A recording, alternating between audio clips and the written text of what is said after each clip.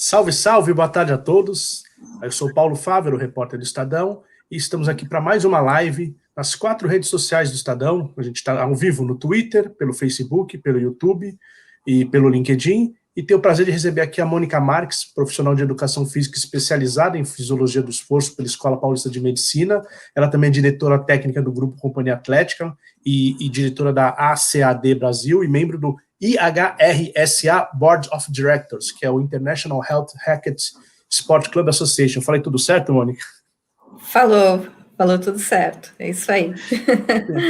E a gente está aqui, a gente costuma fazer as lives sobre a pandemia de Covid-19, e aí pode ter gente se perguntando, poxa, mas o que um profissional de educação física vai poder falar, né, dentro desse tema da Covid? E eu queria iniciar falando um pouco de um estudo recente que os pesquisadores avaliaram 186 indivíduos, se não me engano, que foram hospitalizados com Covid moderado ou grave, e eles perceberam que quem tinha mais força de massa muscular, eles ficavam menos tempo internados. Tudo bem? Você pode falar um pouco desse estudo para a gente? É isso mesmo, esse é da Faculdade de Medicina da USP, foi feito realmente com 186 pessoas, e concluiu algo que a gente ainda estava mapeando. A gente sabe hoje que, de maneira geral, as pessoas que são ativamente, que são ativas fisicamente, elas têm uma incidência menor de mortes, de agravamentos, mas os mecanismos ainda não estavam muito bem claros. Hoje a gente já tem vários estudos como esse que tentam explicar esses mecanismos, né? Então, é fato, as pessoas que têm uma quantidade maior de massa muscular e que têm mais força, elas têm menor mortalidade. Por que que isso acontece? O Covid, ele traz uma tempestade inflamatória para o corpo da gente. E essa inflamação, ela usa a massa muscular como fonte de energia. Então, para você ter uma ideia, as pessoas que ficam internadas numa UTI podem perder até 20% da massa muscular da coxa em 7 a 10 dias de imobilidade. Então, você junta a inflamação muito grande, quando você toma corticoides, também essa destruição de tecidos, ela se agrava. E você, com a imobilidade, a pessoa ela vai sendo consumida. Então, tem pessoas que chegam a perder 20, 30 quilos durante uma internação hospitalar. Quando você pega uma pessoa que tem muito pouca massa muscular, especialmente os idosos, né, porque a massa muscular também tem o seu processo fisiológico de perda com o envelhecimento, essas pessoas, elas perdem essa massa muscular e até que elas não têm mais energia e não conseguem fazer com que o sistema imunológico vença a doença. Então, as pessoas que estão ativas fisicamente, têm uma quantidade maior de massa muscular, têm mais força, elas têm uma condição muito melhor para combater a Covid, uma vez que ela acontece. Legal. Não sei se vocês estão acompanhando aí, quem quiser pode mandar pergunta no chat, tanto Facebook, YouTube, Twitter ou LinkedIn. Também tem um QR Code aí, que só mirar a câmera do seu celular para ele, você vai ter acesso ao novo app do Estadão, um aplicativo nosso, que está bem legal, bem moderno, bem arrojado. Então é só virar a câmera do celular e vocês vão ver isso.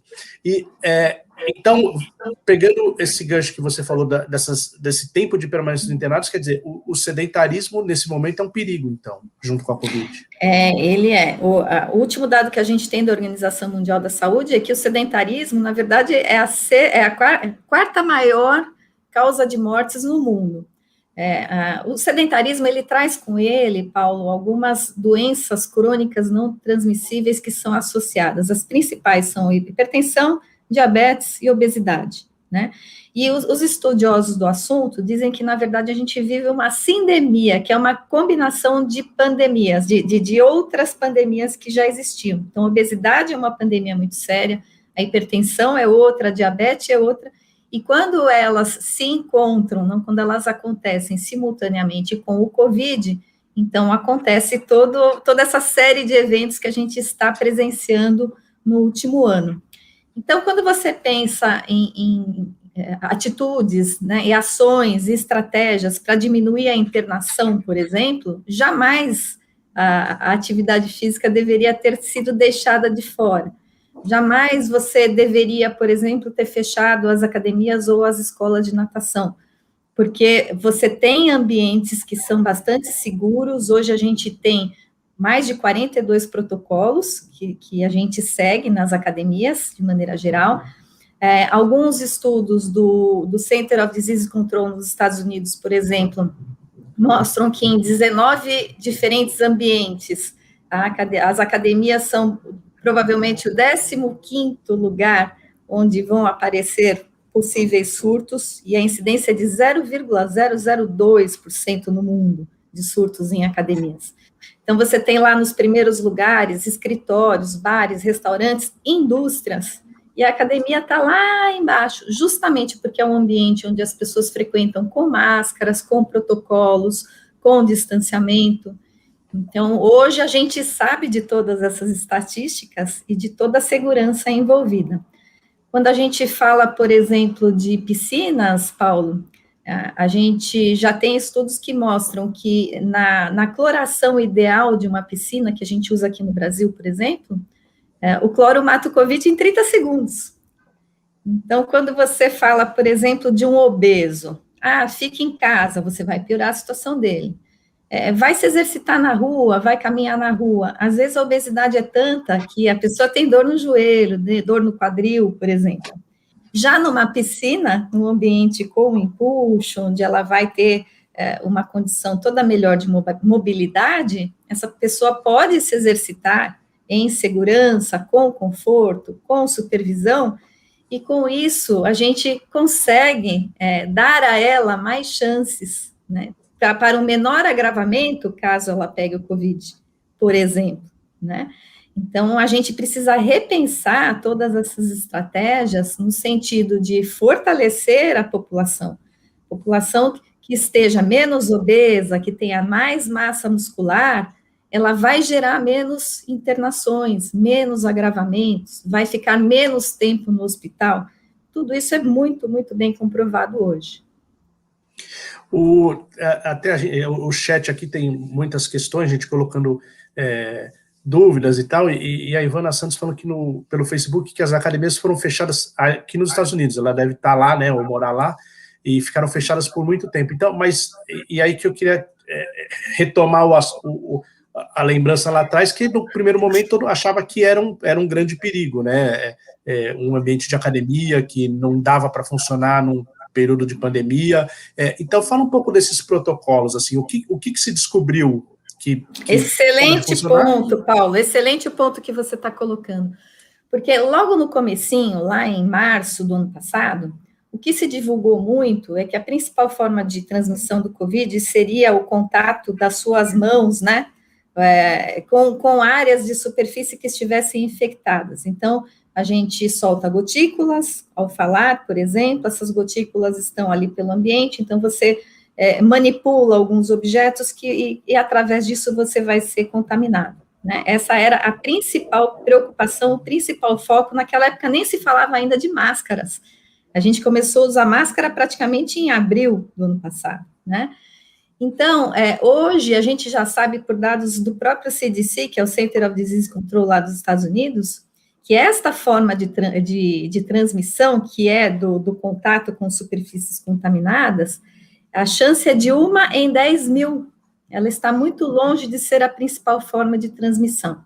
A transmissão, ela é principalmente feita através do aerosol, né, partículas, né, do Covid que são expelidas, né, e que ficam ali pelo ar na proximidade. E como é que você combate isso? Com distanciamento e usando máscara. Então, quando você pensa na forma de transmissão, né, via aerosol, a academia não é melhor nem pior do que qualquer outro ambiente. Então, nas academias, por exemplo, a gente usa hoje todos os equipamentos da musculação, além de serem periodicamente higienizados, quer dizer, o cuidado higiênico continua, você tem álcool gel, os alunos e clientes podem fazer a sua própria limpeza dos equipamentos, você coloca a equipe de limpeza lá nos ambientes, né? Então, você tem esse distanciamento dos equipamentos. Nas atividades mais individualizadas, você pode determinar espaços no chão de 4 metros quadrados, 6 metros quadrados, dependendo do estado, existem protocolos diferentes com relação a esse distanciamento, né? Obviamente, obrigatório o uso de máscara, você não tira a máscara em nenhum ambiente, a gente não usa mais aqueles bebedouros onde você aproxima a boca, então as pessoas trazem a sua água na sua garrafinha. Existe todo um cuidado especial com relação à circulação do ar, e isso também é outro aspecto importante, Paulo, que as pessoas tendem a achar que um ambiente fechado tem sempre má circulação de ar, o que não é verdade, depende muito do sistema de circulação de ar que você tem. Você pode ter, por exemplo, aí na sua casa, um ar-condicionado tipo split, que ele usa o mesmo ar o tempo todo e ele só refrigera. Esse não é adequado. Mas a maioria das academias ou tem um bom sistema de ventilação cruzada, ou usa realmente, de acordo com as normas da ABNT, aparelhos de ar-condicionado que retiram o ar de fora, filtram esse ar, circulam esse ar e jogam o ar para fora, trocando todo o ar da academia pelo menos 7 vezes por hora. Então, você tem aí vários ambientes, como em shoppings, por exemplo, onde essa circulação de ar é tão eficiente que seria comparável ao ambiente externo. E aí você fala assim, eu não vou treinar na academia porque é um ambiente fechado, eu vou treinar aqui na sala do meu condomínio do prédio. E aí você chega lá, essa sala não tem circulação de ar, tem janela pequena, pé direito baixo, e você fez uma péssima escolha. Então, é preciso, né, olhar com esses critérios e com todas as estatísticas que nós temos hoje, né, de que as academias não são mesmo um ambiente pior do que qualquer outro. Eu diria que elas são, inclusive, mais seguras do que o próprio supermercado.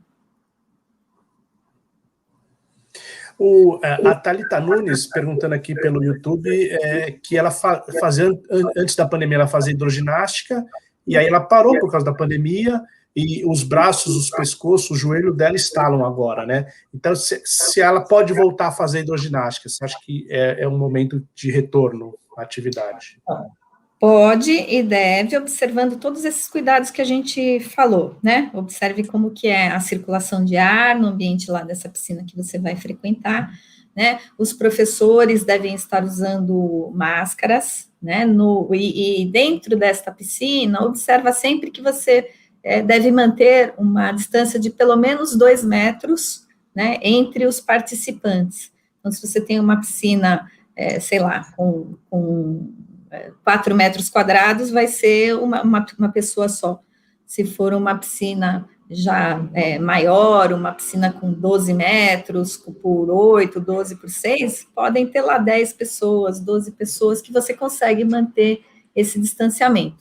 Então, observa sempre isso, né? Na piscina, se você estiver várias vezes durante a aula, em especial, mergulhando o seu rosto na água, você está especialmente protegida. O que se fala do Covid o tempo todo? Lave as mãos, né? Lá na piscina, cada mergulho, além das mãos, você está lavando também o seu rosto. Então, naquele ambiente, você está especialmente segura. Também teve um período, as academias fechadas, né, e eram proibidas de funcionar. Existiu uma forma de serviço online para as pessoas fazerem em casa alguma coisa ou ter alguma atividade, que nem a gente está em home office, por exemplo, no Estadão, né? Então, você trabalha de casa. Existe como a pessoa de casa também ter uma atividade, ou às vezes ela não pode sair, tem dificuldade de se deslocar nesse momento? Paulo, a gente na Companhia Atlética colocou, sim, aulas online, aulas live e aulas gravadas, né? A maioria das academias no Brasil fizeram a mesma coisa, então hoje a gente considera nas academias a possibilidade de um atendimento híbrido. O que a gente vem notando, né, quando encerrou a primeira onda, em agosto, setembro, as pessoas mais idosas tiveram muito receio de retornar e estavam mais online, né, participando dessas aulas a partir das suas casas. Então, você tinha uma aula acontecendo na academia e aquela aula sendo filmada, uma parte da turma em casa. Nessa segunda onda, o que a gente está notando é um movimento um pouco diferente, porque uma boa parte dessa população mais idosa já foi vacinada. Então, assim como a nossa ouvinte, eu não sei se ela é idosa ou não, mas o público idoso, por exemplo, gosta muito de hidroginástica e natação, A gente está vendo que as academias que têm piscina para natação e hidroginástica têm tido uma procura muito boa, justamente porque as pessoas já estão mais confiantes, com vontade de retomar essas rotinas e cada vez mais conscientes da importância que tem preventiva, né, essa atividade física regular. Ela é fundamental. Para criança, né, o público oposto não vai ser vacinada tão cedo, a vacina não pode ser dada em criança até agora. Muitas vezes, elas às vezes não estão indo na escola, a escola está fechada, os pais também não querem enviar, ou não tem como mandar, e elas são, as crianças precisam de espaço, e não necessariamente a gente tem espaço para elas, né? O que é o indicado para a criança também fazer alguma coisa, ter algum tipo de atividade, quando tem dificuldade de se deslocar? Você sabe, Paulo, que as crianças talvez foram as pessoinhas, né, as pessoas que mais perderam durante a pandemia, porque elas deixaram de ter esse contato na escola, muitas delas ficaram horas e horas e dias trancadas em um apartamento pequeno, com pouco espaço, enfim, as crianças, elas precisam fazer atividade física, porque a atividade física, ela também representa desenvolvimento cerebral. Toda vez que você faz exercício, por exemplo, uma natação infantil ou qualquer outro esporte, você gera mais conexões entre as sinapses nervosas, então você está construindo um cérebro mais inteligente. E o oposto, né, quando você coloca essas crianças em inatividade, você está aumentando o problema da obesidade infantil, que é alarmante no mundo, né, criando possíveis futuros adultos sedentários, e trazendo, inclusive, problemas de saúde mental. Muitas crianças hoje com excesso de videogame, ansiedade, problemas de saúde mental já fortes. Então, o que a gente viu na prática, né, é que as crianças, a gente tem uma incidência muito, muito baixa de complicações. Claro que ninguém é aqui, né, irresponsável de dizer que não existe o risco, ou que não vai pegar, ou que não, né, não é isso que a gente está querendo dizer aqui. Mas quando a gente olha as estatísticas, né, existe muito poucos casos de óbitos, enfim. E quando você novamente olha para um ambiente como uma piscina, né, onde você tem o cloro, que mata o Covid em 30 segundos, onde você tem várias estratégias para manter o distanciamento, inclusive das crianças, essa provavelmente é a melhor opção. Então, em fases mais complicadas de contágio, várias escolas de natação propõem, por exemplo, que cada pai entre na piscina com o seu filho, e assim você consegue também garantir aquele distanciamento entre as crianças, mantendo total segurança para que a prática da atividade física seja realizada ali. Na natação, de maneira geral também, Paulo, que é recomendado pela própria Federação Internacional de Natação, nesses tempos de Covid, você coloca 2 pessoas por raia, né, sendo que cada pessoa faz o seu descanso, a sua parada, na borda oposta. Então, eu saio, nado, paro aqui, esse aqui sai, nada, para aqui. Então, em nenhum momento eu vou ter proximidade de aerosóis numa aula de natação, por exemplo. Então, você vê que existem, sim, muitas estratégias para que você não tenha essa transmissão. Vou dar mais um exemplo, quadras de tênis, por exemplo. Qual é uma única justificativa para fechar uma quadra de tênis? São 400 metros quadrados, e uma pessoa de cada lado da rede segurando a sua própria raquete. Mas as escolas de tênis estiveram fechadas, então a gente teve muita desinformação, e infelizmente isso agravou o problema do sedentarismo, e a gente não sabe dizer até que ponto isso também possa estar contribuindo para o agravamento das internações, da quantidade, da longevidade das internações. A gente falou bastante do exercício como para o fortalecimento muscular, né, pela importância do exercício nisso, mas também tem um outro aspecto que eu queria que você falasse um pouco, que é sobre a saúde mental, né? As pessoas que fazem exercício também têm um outro astral, né?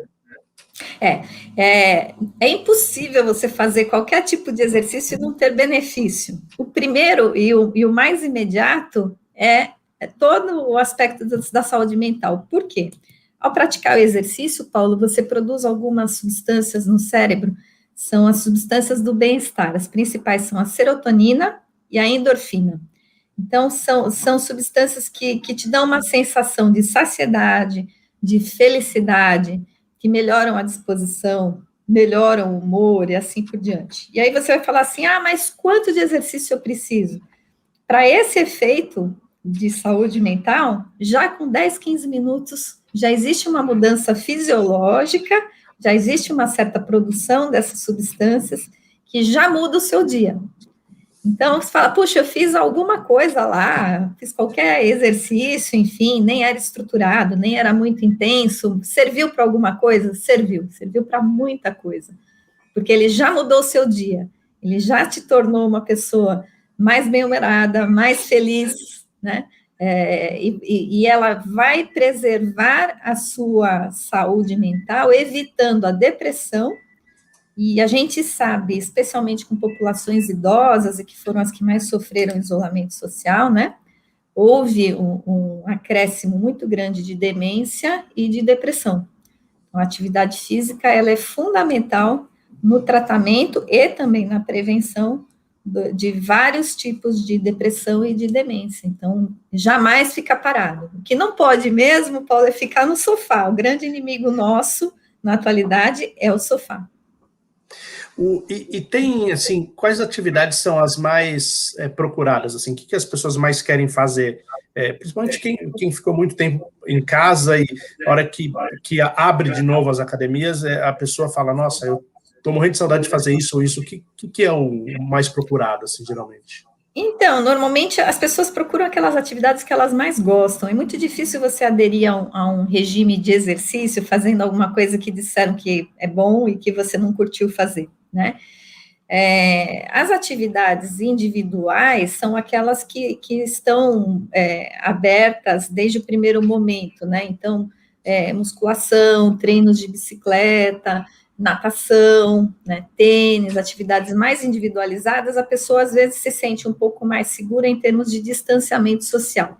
Então, como eu disse para você, as atividades na piscina têm uma procura muito grande, em especial idosos e crianças, os adultos querendo voltar, sim, para as aulas de musculação, para o ambiente da musculação, um treino funcional, né, e a gente tem também uma turma muito grande querendo voltar para aulas de ginástica, aulas de pump, aulas de condicionamento físico, e que ainda tem muitas restrições dependendo do governo de cada estado. As restrições variam muito.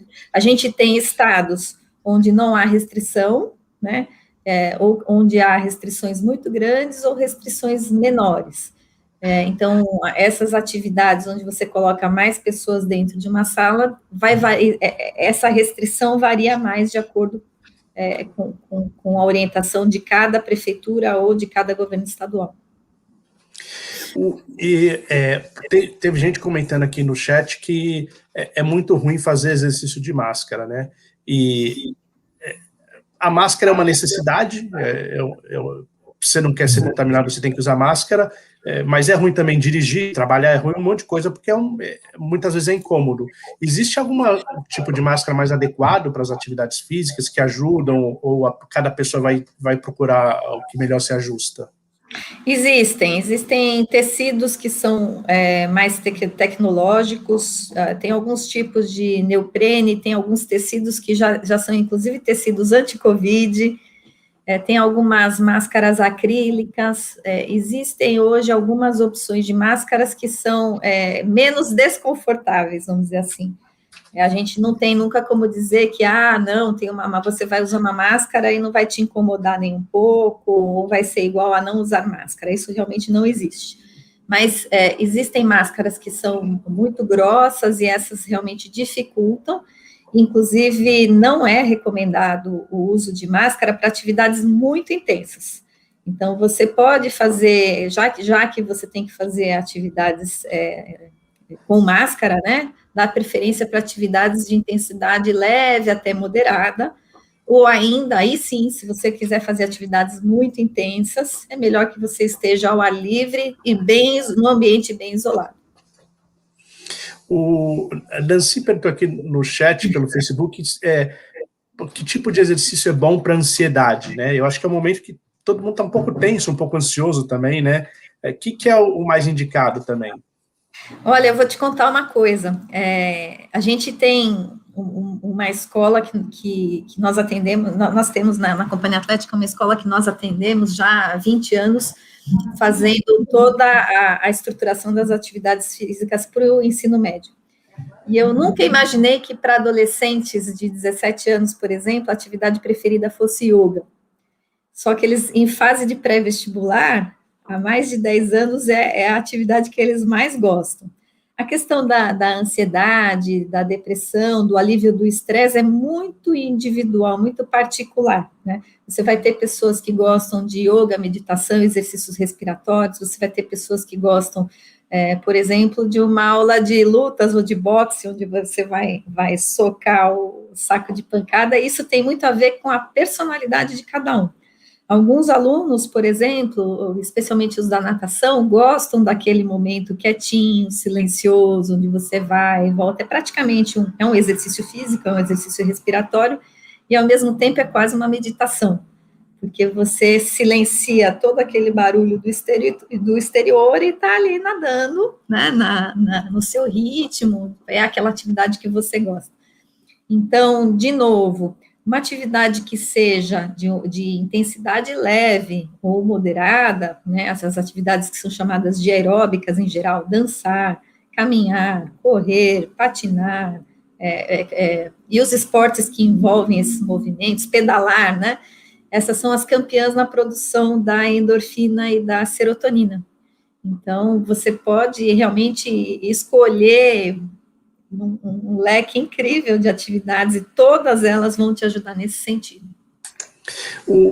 Mônica, você também é diretora técnica de um grande grupo de academias, né? E como que tem sido esse período para vocês, né? De pandemia, de fechamento, de reabertura? Como tem sido isso? Muito difícil, não só para a Companhia Atlética, mas para todo o setor de academias no Brasil, e eu digo em outros países também, quase no mundo inteiro.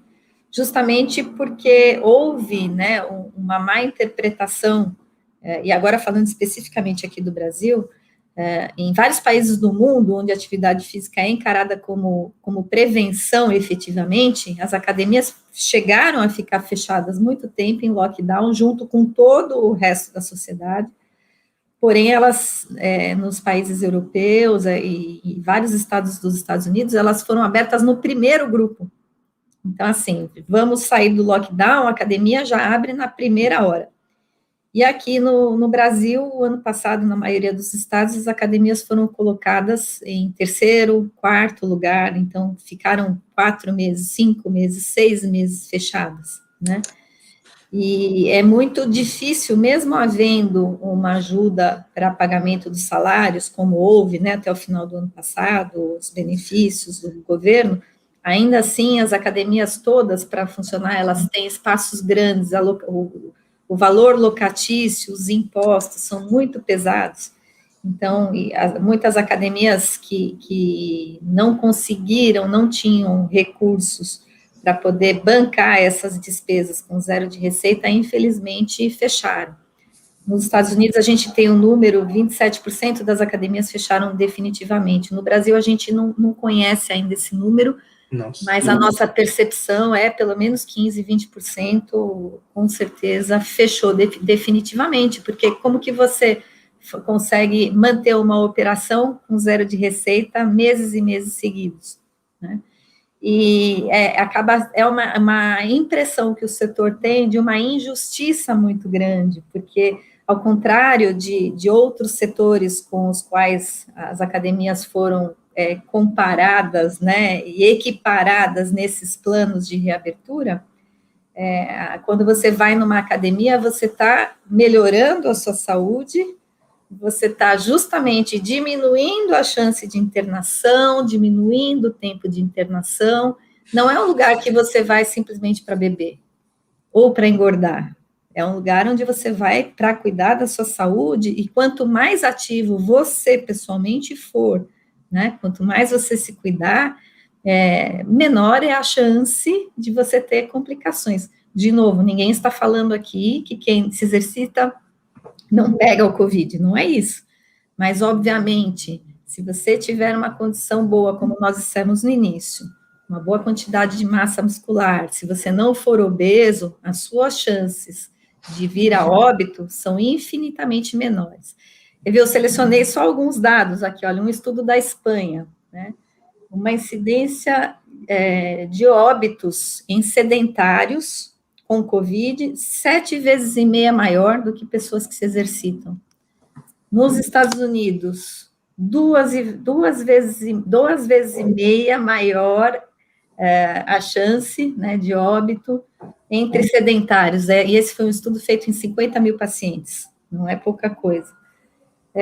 Universidade de Glasgow, no Canadá, você reduz o risco de morte entre pessoas que têm Covid e são ativas, né, em 37%. Então, se há um ano atrás a gente não conhecia tudo isso, hoje a gente conhece. Então, é preciso rever todos esses planos que deixam as academias para reabrir no último lugar. Eles realmente não fazem sentido quando você imagina que a academia é essencial, sim, para combater obesidade, diabetes, hipertensão. Algumas pessoas vão falar, puxa, mas não é necessário é atividade física, né? Você pode ir na praça, você pode ir ao ar livre, você pode ir no condomínio, você pode se exercitar em casa. Só que justamente quando você fala do obeso e do diabético ou do hipertenso, essas pessoas têm muito receio de treinar sem supervisão. Elas talvez não tenham mesmo condição de treinar sozinhas na praça. E agora, Paulo, quando você fala de pós-Covid, então, é impossível e é até irresponsável falar para as pessoas que tiveram Covid, especialmente se não foi um Covid muito, muito leve, para elas começarem a se exercitar na praça, porque existem sequelas muito impactantes. Então, as pessoas que tiveram Covid, tem uma sequela que pode durar 6 meses até 2 anos. São sequelas neurológicas, são sequelas musculares, respiratórias, né? São sequelas até de saúde mental.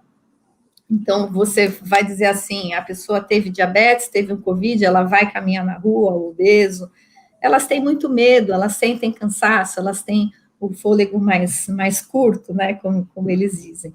Então, a academia é um ambiente que está preparado, ele foi construído para isso. Quem trabalha lá é o profissional de educação física, que é um profissional da área da saúde com nível superior, especializado em trazer as pessoas do sedentarismo para a atividade física de todas as maneiras possíveis e na intensidade correta. Então, chega a ser até engraçado ali falar, puxa, você fica aí e vai treinar em casa, entendeu? Especialmente para quem já teve Covid. Se você pensar de novo na piscina, não tem exercício respiratório melhor do que a própria natação ou tudo aquilo que o ambiente aquático oferece, né? Então, não faz realmente sentido. A gente precisa de uma grande revisão dessas normas, desses protocolos, enfim. Por exemplo, a gente teve uma restrição aí de quantidade de horas de funcionamento, né? Em alguns estados, a gente só podia funcionar por 6 horas por dia ou por 8 horas por dia. É justamente o contrário. Se você quer evitar aglomeração, então você deveria funcionar das 6 da manhã até as 11 da noite. E nunca, né, colocar os seus clientes todos em horário reduzido. Não faz absolutamente nenhum sentido, não tem nenhuma justificativa científica para um argumento desse tipo. Então, a sensação, e dando aí uma liga com a tua pergunta, né, de novo, a sensação que a gente tem no setor é de um desconhecimento muito grande, especialmente em termos de saúde preventiva, e um desconhecimento dessas conexões, né, entre os benefícios da atividade física e o que isso pode ajudar o sistema médico, o sistema hospitalar, esvaziando os leitos. Legal. Tempo estourado, infelizmente, né? É um papo muito bacana. Vocês estão vendo aí o QR Code para acessar o novo app do Estadão, tá bem legal, então só mirar a câmera do celular aí e vocês baixam ele na hora. E eu conversei aqui com a Mônica Marques, que é profissional de educação física especializada em fisiologia do esforço pela Escola Paulista de Medicina. Chegaram algumas perguntas sobre o ambiente da academia, se seria arriscado.